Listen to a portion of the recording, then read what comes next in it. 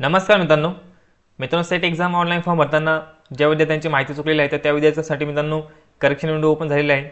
तर तुम्ही 22 मार्चपासून ते 22 मार्च 11 वाजेपासून ते तुम्ही 24 मार्च 6 वाजेपर्यंत तुम्ही या ठिकाणी ऑनलाईन एडिटिंग करू शकता। ओके, तर ऑनलाईन एडिटिंग तुम्हाला कशा पद्धतीने करायचं ती माहिती आपण या व्हिडिओमध्ये बघणार आहे।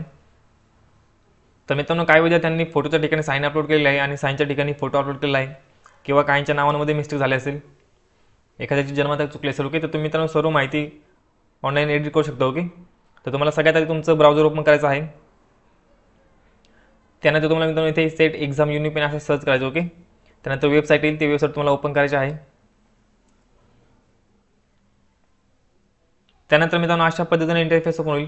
तर इथे तुम्ही बघू शकता ज्या विद्यार्थ्यांनी 21 मार्च 2025 या तारखेच्या म्हणजे 6 वाजेपर्यंत ज्यांनी पेमेंट केलं आहे तर त्याचे विद्यार्थी इथे एडिट करू शकता। ओके, तर ज्यांनी फॉर्म भरून पेमेंट केलं आहे, ज्यांचं सक्सेस झालेलं आहे तर तेच विद्यार्थी इथे एडिट करू शकता। ते तुम्हाला इथे डेट पण दिलेली आहे 22 मार्च 2025 म्हणजे आजपासून 11 वाजेपासून सकाळी। ओके, तुम्ही 24 मार्च संध्याकाळी तुम्ही 6 वाजेपर्यंत फॉर्म एडिट करू शकता। ओके, तुम्ही इथे बघू शकता हे नोटिफिकेशन आलेलं आहे आणि इथे तुम्हाला मित्रांनो लिंक पण दिली आहे। या लिंकवर क्लिक करून तुम्ही तुमचं ऑनलाईन ॲप्लिकेशन जे आहे ते तुम्ही एडिट करू शकता। ओके, तर मित्रांनो ऑनलाईन ॲप्लिकेशन एडिट करण्यासाठी तुम्हाला इथे क्लिक करायचं आहे।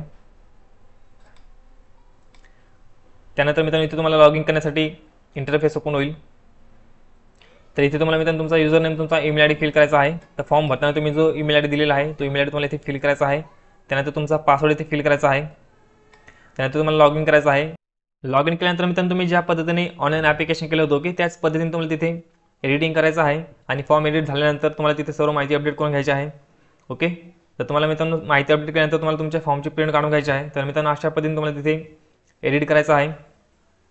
तर मित्रांनो याच्यामध्ये असं काही नवीन स्टेप वगैरे काही नाही। ओके, तुम्ही ज्या जुन्या स्टेप होते त्याच स्टेप तुम्हाला फॉलो करायच्या आहेत। ओके, त्या स्टेप फॉलो करून तुम्ही तिथे एडिट करून घ्या। ओके, मित्रांनो ज्या विद्यार्थ्यांचे ऑनलाईन फॉर्म भरताना चुकलेले आहेत तर त्यांच्यासाठी मित्रांनो हे महत्त्वाचं अपडेट होतं। आय होप तुम्हाला सर्व पॉईंट समजले असेल। तर मित्रांनो अशाच महत्त्वपूर्ण अपडेटसाठी आपल्या चॅनलला सबस्क्राईब करून ठेवा। तर चला मित्रांनो भेटूया पुढच्या व्हिडिओमध्ये। धन्यवाद।